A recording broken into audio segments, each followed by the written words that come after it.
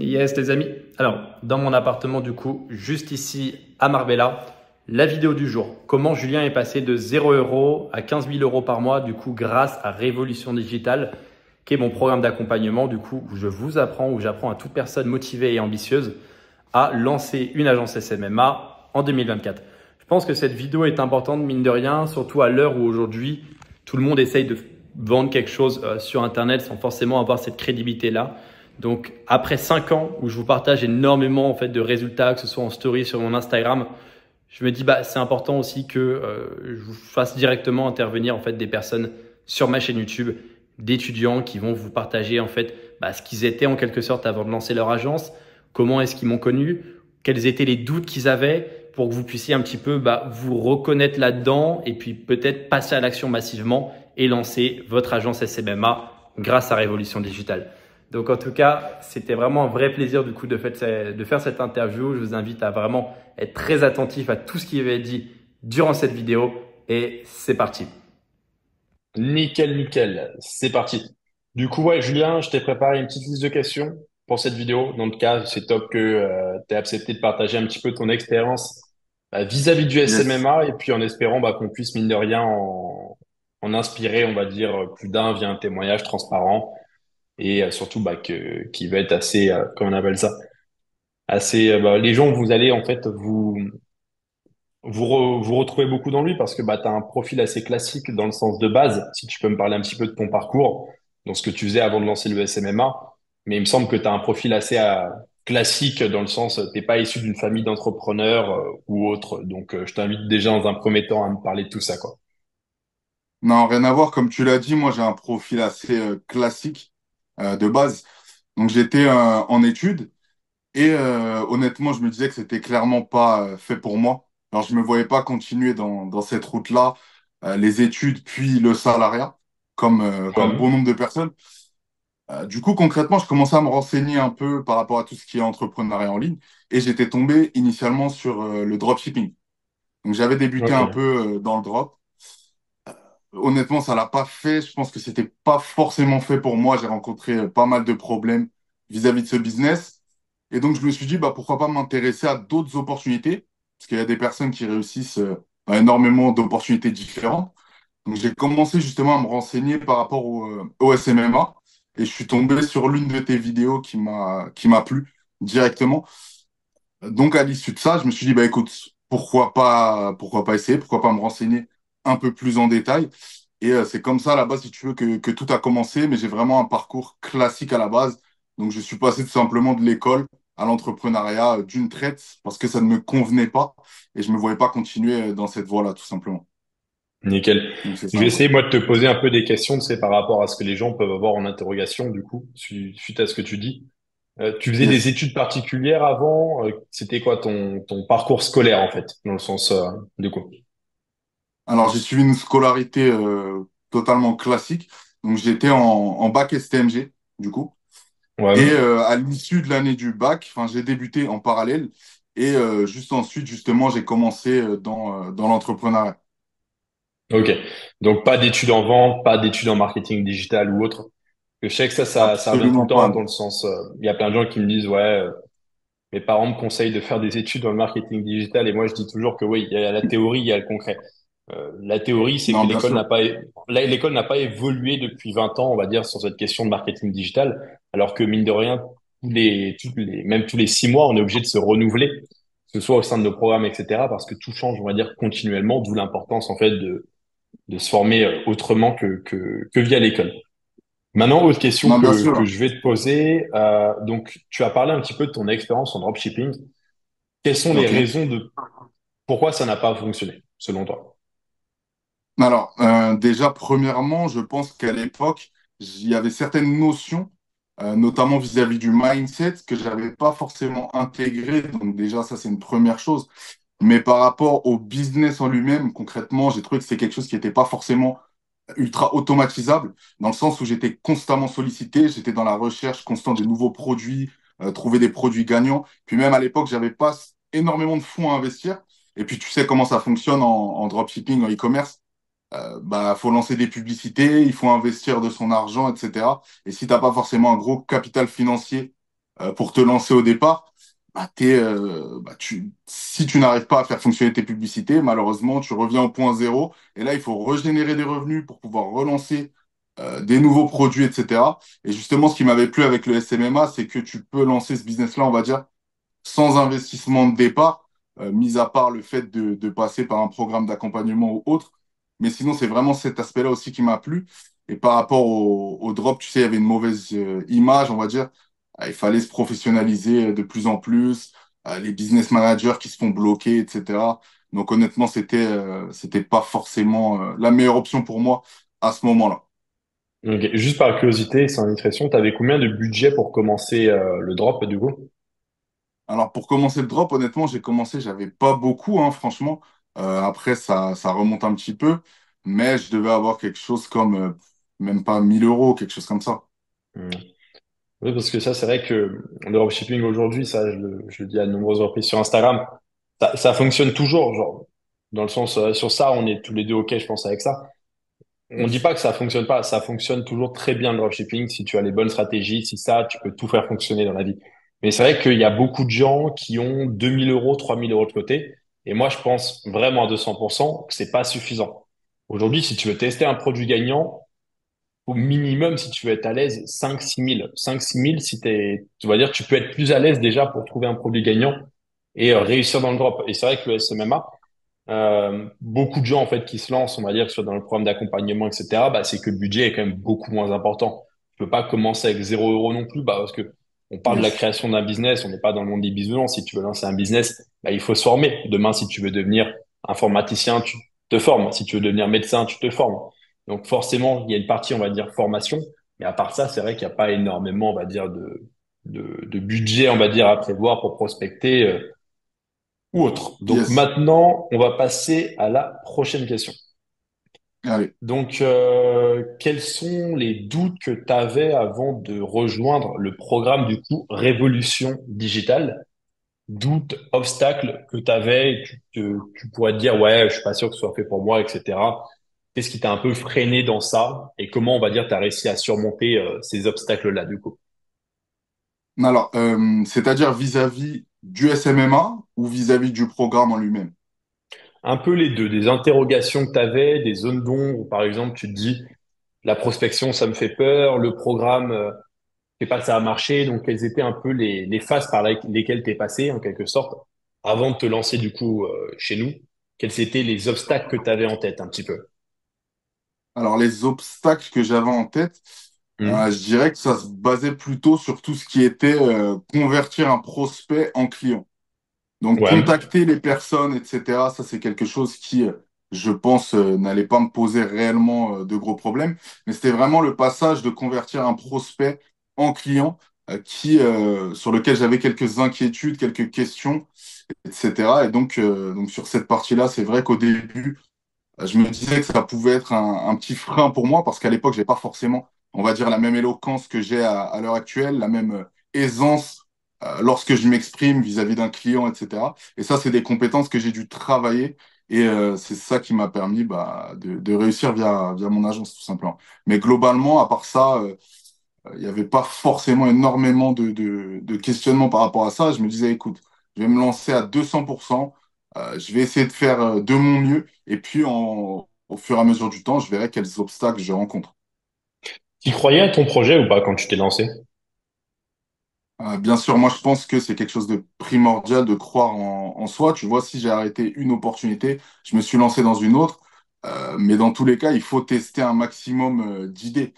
Tu ne peux pas Ouais. savoir quelle idée à l'avance est faite pour toi. Tu peux te dire, OK, cette opportunité-là a l'air super intéressante. Je vais essayer, je vais tester, et puis on verra bien comment ça se passe. Tu vois, à partir du moment où pour moi tu as les bonnes méthodes, tu te donnes à 200% dans un projet, ça ne peut que réussir. Alors certes, pas forcément devenir un millionnaire au bout d'un an, on n'est pas non plus dans un film, mais honnêtement, j'ai jamais vu une personne qui se donne à 200% dans un projet et en suivant surtout les bonnes méthodes, parce que c'est très bien de se donner à 200%, mais encore faut-il suivre les bonnes méthodes. D'où le fait de se faire accompagner, qui selon moi est un point primordial. Mais donc voilà, globalement c'est ça. Donc bien sûr, je croyais en Hmm. mon projet et d'autant plus avec l'encadrement qui était autour, quoi. Ok, nickel. Petite question que je vais te poser, c'est est-ce que tu penses qu'aujourd'hui, toute personne, en quelque sorte, peu importe l'âge, peu importe, on va dire, le métier que, du coup, de cette personne-là, toute personne qui est suffisamment déterminée et disciplinée, c'est-à-dire vraiment, je vais travailler tous les jours sur mon projet, est-ce que tu penses que chaque personne peut réussir, du coup, dans le SMMA, à condition de respecter un peu ces deux conditions? Donc, déterminé, discipline et formation. Est-ce que tu penses que n'importe qui aujourd'hui peut réussir dans le SMMA? Selon moi, n'importe qui peut réussir dans le SMMA. Comme tu l'as dit, à partir du moment où tu es discipliné, tu as les bonnes méthodes, tu te donnes Ouais. à 200% sur un projet, l'âge n'est pas un frein. Le fait d'avoir un travail ou des études n'est absolument pas un frein. Dis-toi que, bah, moi, je l'ai vite compris. La majorité des personnes qui se lancent dans l'entrepreneuriat sont pas forcément des chômeurs ou autres. Et donc, c'est simplement une excuse de se dire, ouais, bah, j'ai pas le temps, je dois aller au sport. En plus de ça, j'ai l'école, j'ai le travail, etc. Si tu réfléchis comme ça, malheureusement, tu passeras jamais à l'action. Il n'y a pas un moment parfait pour passer à l'action. Selon moi, bah, tu dois agir en conséquence, c'est-à-dire bah, tu passeras moins de temps libre, etc. Donc, il faut pas se trouver des excuses. Selon moi, tout le monde peut réussir dans à peu près n'importe quelle condition et à n'importe quel âge, etc. Donc, de ce côté-là, selon moi, il faut croire en soi. Il n'y a pas de contradiction en fonction de ton profil ou autre. Honnêtement, pour moi, il n'y a pas de problème de ce côté-là, quoi. Non, non, c'est intéressant ce que tu dis parce que bah il y a beaucoup de personnes qui choisissent par exemple le dropshipping ou autre pour ne pas trop avoir d'interaction avec des clients par peur un peu d'aisance à l'oral. Donc toi, tu viens, on va dire, Mm. d'un monde où tu m'as dit que t'étais pas hyper à l'aise, on va dire, à l'oral avant. Mais au final, je Yes. viens de dire, c'est comme tout, dans le sens, si tu te lances un défi suffisamment, on va dire, ambitieux, et t'es accompagné, on va dire, par une bonne équipe, en réalité, tu peux, même si t'es quelqu'un de timide de base, tu peux obtenir des résultats. Moi-même, j'étais très timide avant. Ça n'a pas empêché aujourd'hui, bah, de gérer des équipes, d'avoir plusieurs entreprises, etc. Donc sur ça, c'est bien que qu'on ait, on va dire, le témoignage aujourd'hui, bah, quelqu'un qui vient un peu de cette difficulté-là, qui est plus l'interaction sociale ou autre, quoi. Yes. Et puis, c'est se mettre à l'épreuve aussi, Oui, oui, non, dans le ça c'est sens clair et où, net. bien sûr. C'est-à-dire que c'est des compétences que tu développes au fur et à mesure. Tu vois, c'est comme si demain, je dis à une personne, par exemple, qui veut apprendre, enfin, une personne te dit, oui, j'ai jamais conduit, je peux pas aller à l'auto-école. Ça n'a aucun sens. C'est pas parce que tu n'es pas forcément bon dans le domaine à la base. Et évidemment, si tu ne t'es pas encore lancé, tu n'y connais pas grand-chose. Donc, c'est évident que tu vas pas du jour au lendemain comme ça avoir toutes les connaissances. Mais ce sont des compétences qui s'apprennent et même l'aisance à l'oral, c'est des compétences que j'ai énormément travaillé grâce au programme et qui m'ont permis, bah, même dans la vie de tous les jours, de pouvoir m'exprimer, de pouvoir être moins, on va dire, réservé, moins timide, pouvoir m'exprimer devant des personnes, etc. Donc voilà. Ok. Donc maintenant, un petit peu la question que tout le monde attend, c'est qu'est-ce qui s'est passé, du coup, après avoir payé, après avoir investi en toi, du coup, dans Révolution Digitale, qu'est-ce qui s'est passé? Donc, les jours suivants, qu'est-ce qui s'est passé, on va dire, au bout de combien de temps tu as eu tes premiers clients? Dis-nous tout. Donc là, tu peux parler pendant 5-6 minutes non-stop. Donc, vraiment, il y a quelqu'un qui veut savoir, qui se dit, OK, comment ça se passe du coup? Parce que c'est nouveau pour plein de personnes, à part des gens qui nous rejoignent, c'est des gens qui n'avaient pas pris de programme ou autre avant. T'as payé, qu'est-ce qui s'est passé? Qu'est-ce que tu as obtenu? Quels sont les résultats que tu as obtenus par la suite? Tout ce genre de choses. Je pose cette question-là dans l'optique que voilà, il y a quelqu'un sur cette vidéo qui veut tout savoir de A à Z. Donc, on t'écoute. Ok, c'est top. Alors, comment ça s'est passé? Bah, dans un premier temps, il y a l'étape quand même d'apprentissage d'un certain nombre de choses. Donc moi, surtout, il y avait la première partie du mindset, donc qui m'a vraiment servi. Parce que le mindset, ça fait redondant, on l'entend à tout va, etc. Évidemment, derrière, il faut qu'il y ait la qualité qui suive, compte tenu de tout ce qui va être méthodologie, stratégie, etc. Mais le mindset, c'est vraiment quelque chose qui m'a énormément plu et qui m'a permis de conditionner bah, mon état d'esprit, ma routine pour toute la suite du programme. Donc déjà, ça, j'ai trouvé ça top de ce côté-là. Et derrière, bah, tout simplement, il en a suivi une phase où j'ai appris énormément d'informations. Donc j'avais mes cahiers, je prenais des notes sur tous les points, tous les aspects. J'essayais de comprendre les choses un maximum. D'ailleurs, ça, c'est vraiment un aspect sur lequel j'ai trouvé que le programme est très bien fait. dans le sens où c'est vraiment accentué sur l'apprentissage, la compréhension. Donc le but, Ouais. c'est pas que nous, comment dire, on fasse simplement du copier-coller de vos méthodes. C'est vraiment qu'on puisse comprendre, analyser et en fonction, euh, c'est-à-dire comment t'expliquer ça? En fonction, Improviser dans bah, une situation, s'adapter, quoi. voilà, Ouais. exactement, s'adapter en fonction de la situation, en fonction du profil qu'on a en face de nous, etc. Donc cette partie-là, c'était vraiment important pour moi. Et donc voilà, donc j'ai continué à suivre le programme, etc. En parallèle, on débute également la création de l'agence, etc. La prospection, toutes ces choses-là, mettre en place les systèmes d'acquisition client. Et au début, si tu veux, j'ai pris quand même un petit peu de temps. Pourquoi? Parce que j'étais encore à la fois un pied dans le e-commerce, un pied dans le SMMA. Et au bout d'un Ouais. moment, bah, concrètement, je me suis dit, il y a une opportunité en face de moi qui a énormément de potentiel. Il faut vraiment que je me mette à 200% dessus. Donc, je me suis mis à 200% dans le SMMA. Et là, pour le coup, bah, dès les premiers mois, j'ai commencé à chiffrer, donc à obtenir mes premiers contrats. Donc, le deuxième mois, il me semble, c'est déjà à 2000, 3000 euros. Ensuite, je suis passé à peu près sur du 4000. Et bah, à l'issue de ça, du coup, Raph, on avait passé un call. Et donc, tu m'avais proposé d'intégrer le mentoring. Donc, il y a un accompagnement plus Ouais. poussé pour scale tout simplement mon agence à de plus gros paliers, de plus gros montants. Donc là, bah, clairement, j'ai vu une énorme opportunité. Et à ce moment-là, bah, là, c'est vraiment là où, pour le coup, ça a explosé pour moi. Donc, un suivi au quotidien, etc. Je pense que j'en avais besoin quand même. Ça m'a Bien sûr. vraiment aidé. Je pense qu'être aiguillé plus en détail, ça peut être vraiment game changer pour énormément de personnes. Et à partir de ce moment-là, on a automatisé tous mes process. On a essayé, si tu veux, d'accentuer là où ça fonctionnait. Au contraire, de supprimer les choses qui n'avaient pas énormément d'utilité.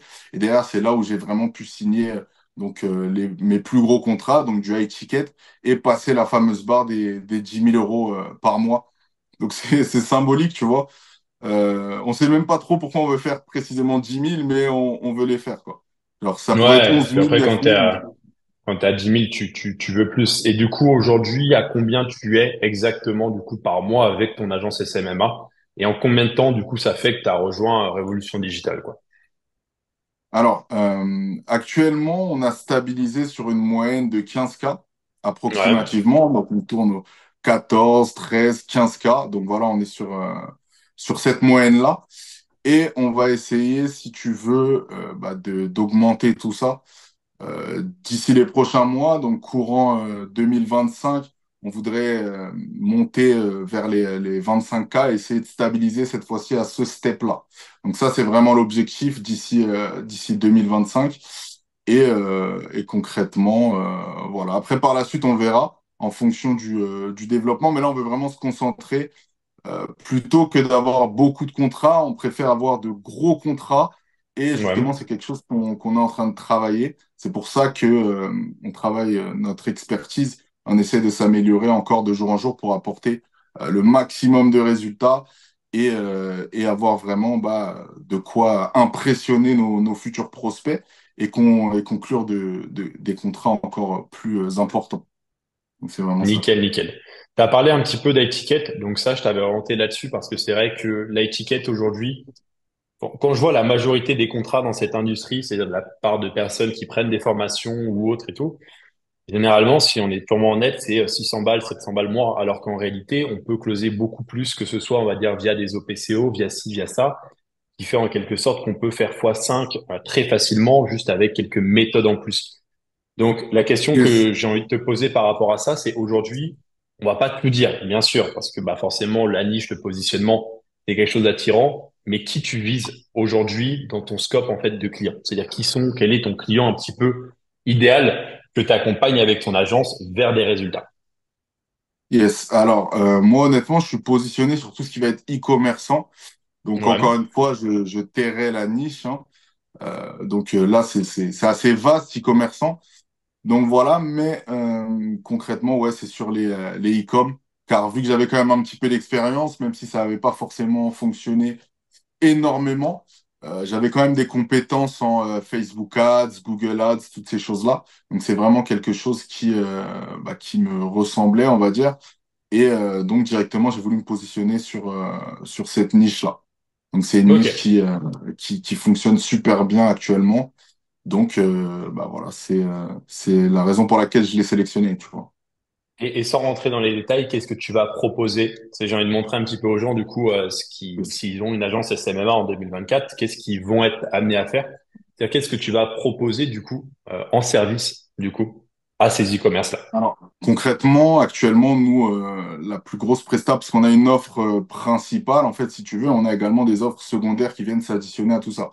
Mais concrètement, on va plutôt être axé sur le retargeting, donc c'est-à-dire le fait de retracer les personnes qui ont pu se rendre sur les sites internet, qui ont essayé de consommer ou d'acheter des produits chez des e-commerçants. Et justement, beaucoup d'e-commerçants n'arrivent pas à, on va dire, regrouper toutes ces personnes-là qui se sont rendues sur leur site, mais qui ne sont pas passées à l'action. Et nous, notre travail, ça va justement être de regrouper toutes ces personnes-là et derrière d'aller les reprospecter, entre guillemets, et les faire devenir consommateurs. Donc, c'est vraiment ça sur Ouais. quoi on est axé. Après, on va pouvoir, bien sûr, mettre en place des stratégies parallèles, notamment des tunnels de vente, toutes ces choses-là. On peut même aider les e-commerçants dans tout ce qui va être refonte de sites e-com, etc. Donc voilà, globalement, c'est ça. Ok, nickel. Nickel, nickel, nickel. Alors, autre question que j'ai envie de poser, là, on va rigoler un petit peu, qu'est-ce que tu répondras à quelqu'un qui dit, OK, aujourd'hui, moi, j'ai envie de me lancer, par exemple, dans une agence SMMA, mais j'ai pas envie de me faire accompagner parce que j'ai déjà des connaissances aussi dans ça. Ou, tu vois, genre, j'ai pas envie de me faire accompagner tout court. Qu'est-ce que tu répondrais aujourd'hui par rapport à ça? Alors, ça, selon moi, c'est vraiment quelque chose qui est, je vais te dire, un stupide, hein. Demain, tu veux devenir médecin. Est-ce que tu vas simplement regarder de la valeur gratuite sur YouTube ou tu vas passer par des études de médecine, par exemple? Hmm. Peu importe le secteur d'activité, si tu veux atteindre de gros montants, donc encore une fois, on ne parle pas de contrat à 600 euros, forcément, il va falloir pouvoir bénéficier de l'expertise de personnes qui sont implantées dans le milieu et qui génèrent déjà les montants que tu aimerais générer. Pour moi, ça paraît complètement aberrant de penser qu'on peut tout faire tout seul. Et c'est quelque chose ce que j'ai déjà dit sur mes réseaux. Se faire accompagner, c'est vraiment quelque chose de primordial. Et j'ai remarqué, notamment chez les personnes qui avaient un haut niveau d'études, qui, entre guillemets, se sentaient pousser des ailes. Je suis intelligent, donc je vais lancer mon agence et donc je vais réussir. Mais en réalité, ça ne fonctionne pas comme ça. Ce n'est pas parce que tu as un certain niveau, on va dire, que tu maîtrises toutes les stratégies, toutes les méthodes. Il y a des personnes qui sont professionnelles dans ce milieu-là depuis des années et des années. Limite, c'est prétentieux de pouvoir penser que tu peux réussir sans avoir à te former, en fait.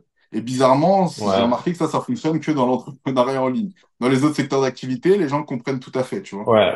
Mais il y a un truc qui est intéressant par rapport à ça, c'est des fois, l'intelligence peut même être un défaut dans l'entrepreneuriat, parce que qui dit intelligence dit moins de remise en question, dans certains cas. Après, il y a intelligence, en fait, qui est couplée avec de la remise en question. Mais des fois, nous, on a eu des personnes qui sont en appel ou autres, qui étaient intelligentes, bac plus 5 bac plus 6 etc., mais avec peu de remise en question. Alors que mine de rien, la remise en question, c'est quand tu lances un business, c'est H24. C'est H24. C'est H24 que tu peux te tromper. C'est H24 que tu peux échouer. C'est H24 que tu peux faire des erreurs. Donc, il faut continuellement être dans cette optique de remise en question. Et des fois, bah, des gens avec de moins, on va dire, niveau des, et des fois, les gens avec des niveaux d'études du coup moins élevés avaient beaucoup plus de facilité en fait à être coachable et à du coup se faire accompagner. Et ça, c'est une chose qu'on a remarqué. Donc c'est vrai que le rapport en fait entre intelligence et entrepreneuriat en ligne, c'est pour moi deux choses, on va dire, totalement différentes. Bien sûr, l'intelligence, c'est utile dans la vie, mais il faut pas que ça aille avec une absence de remise en question. Si ça va avec une absence de remise en question, ça peut même devenir un défaut et un poids du coup. Je sais pas ce que tu en penses par rapport à ça, mais nous, on l'a remarqué énormément qu'avec mes équipes commerciales ou autres, quoi. Non, mais tu as tout à fait raison. Selon moi, il faut constamment se remettre en question. Il faut constamment apprendre.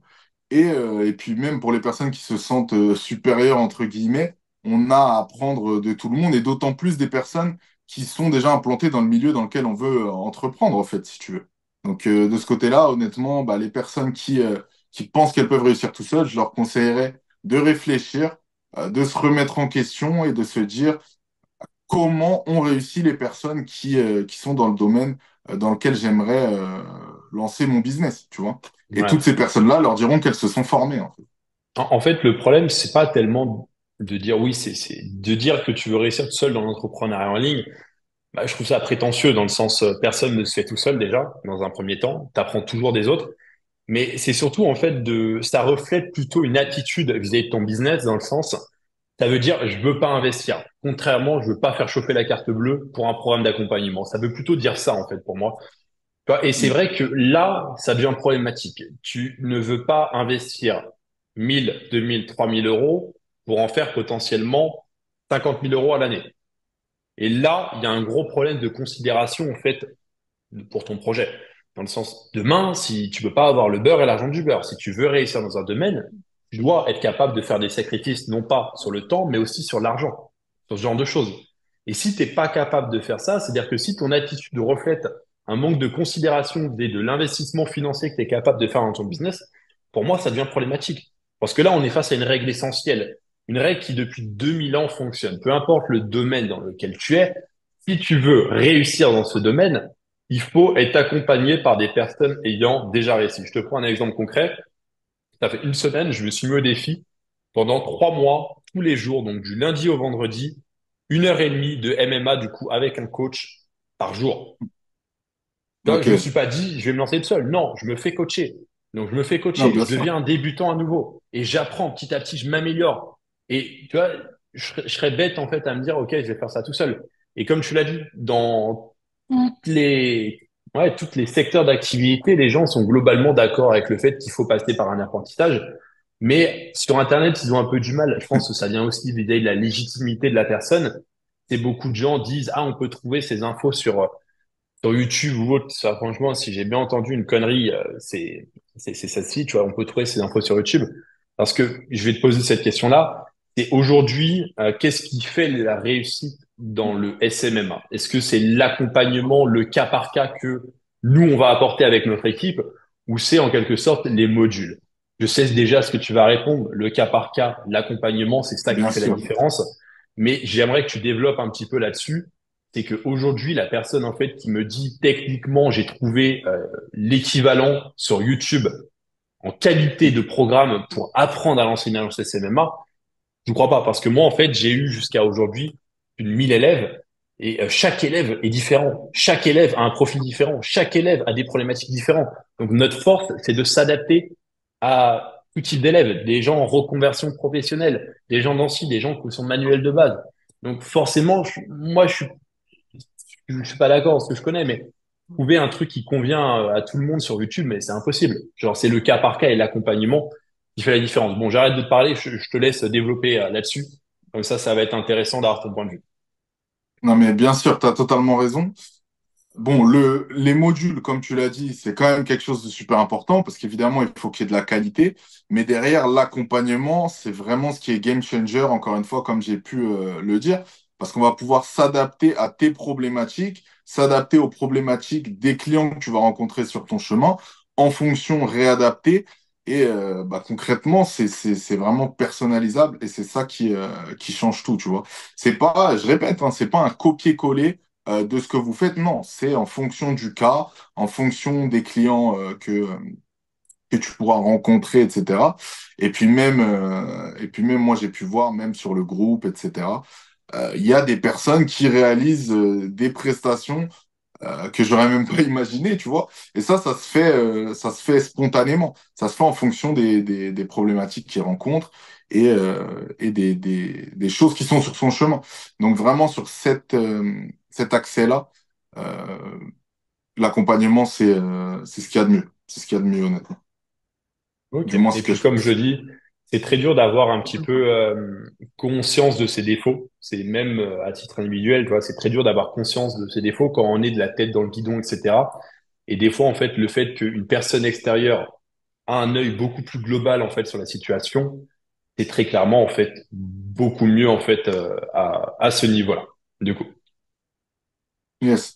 Bien sûr, parce qu'il y a des personnes qui, parfois, ont besoin d'un coup de pied au cul, en quelque sorte. Elles ont besoin de se bouger. Et puis même ça fait partie de l'accompagnement. C'est le fait de tous les jours donner des conseils, tous les jours permettre de s'élever et puis d'intégrer une certaine forme de rigueur, de discipline dans son quotidien. Et certaines personnes, parfois, ils sont heureux en fait qu'on agisse de cette manière-là avec eux, bah, parce qu'ils en ont besoin. Ils ont besoin. On n'est pas tous parfaits, on n'est pas tous égaux, on n'est pas tous pareils.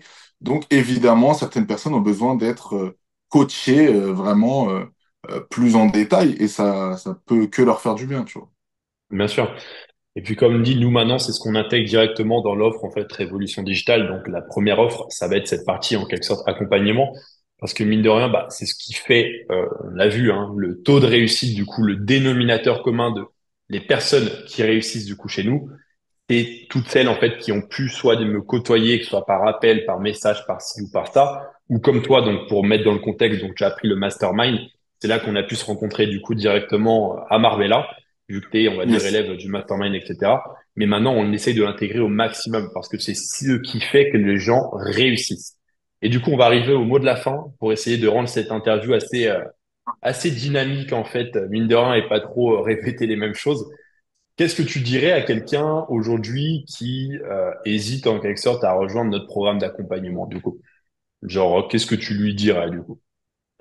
Alors, qu'est-ce que À je lui part la dirais? réponse classique de ne pas hésiter et de foncer, quoi. Alors, qu'est-ce que je lui dirais? Je suis désolé, tu voulais qu'on fasse pas trop répétitif, mais malheureusement, c'est tellement important qu'on va devoir le marteler encore et encore. Premièrement, formez-vous, ça c'est primordial. C'est vraiment primordial. Vous ne pouvez pas tout faire tout seul. Vous êtes vraiment obligé de passer soit par un programme d'accompagnement, une formation, bien que je recommande un accompagnement personnalisable, c'est C'est nettement, mieux, ouais. nettement mieux. Voilà. Et puis surtout, n'ayez pas peur en fait. N'ayez pas peur de passer à l'action, n'ayez pas peur de vous lancer. Personne ne le fera à votre place. Et si vous voulez, on va dire, changer votre condition actuelle, bah, évidemment, il va falloir agir en conséquence. Il y a une phrase qu'on entend beaucoup sur les réseaux, c'est si tu veux une destination différente des autres, il va falloir agir en conséquence et réaliser des actions qui sont différentes des actions que la majorité des gens commettent au quotidien. Donc n'ayez pas peur de vous lancer, n'ayez pas peur de passer à l'action et formez-vous. Je ne sais pas si je peux dire quelque chose de plus, Non, mais, euh, mais globalement, c'est ça, quoi. c'est simple, efficace. Après, il y a plein de gens pour qui c'est pas logique. Alors, bah, pour nous, ça nous paraît logique. Dans le sens, si tu veux quelque chose dans la vie, bah, tu dois suivre une voie différente et faire en sorte que cette chose arrive. Elle va pas arriver par magie. Mais c'est vrai qu'il y a beaucoup de Yes, personnes qui n'en ont pas conscience ou du moins qui ont besoin de l'entendre et d'un petit coup de pied au cul, du coup, pour le faire et pour passer à l'action. Donc, on c'est va ça. conclure cette vidéo. Moi, ce que je vais faire du coup, pour toute personne qui visionne, c'est je mettrai du coup l'Insta de Julien si vous souhaitez poser des questions quelconques à Julien. Bah, je pense que ça dérange pas, non? Euh, Non, non, il concernant n'y a le pas de souci. SMMA, tout ça. Et puis Non, moi, aucun problème. j'essaierai de refaire des concepts un petit peu comme ça où j'interviewe des élèves, etc. Donc là, j'ai pris Julien du coup vu que c'est un élève de Mastermind, donc très simple. Mais il y en a pas mal d'interviews comme ça qui vont arriver, histoire de vous motiver, de vous montrer que c'est possible et de vous montrer que si vous passez à l'action et que vous vous donnez à 3000%, bah en fait, vous pouvez aujourd'hui être libre grâce à une agence SMMA. Vous l'avez vu, de 0 € à plus de 15 000 € par mois grâce à Révolution Digitale en ayant investi sur lui. C'était le mot de la fin et puis je vous dis à la prochaine vidéo.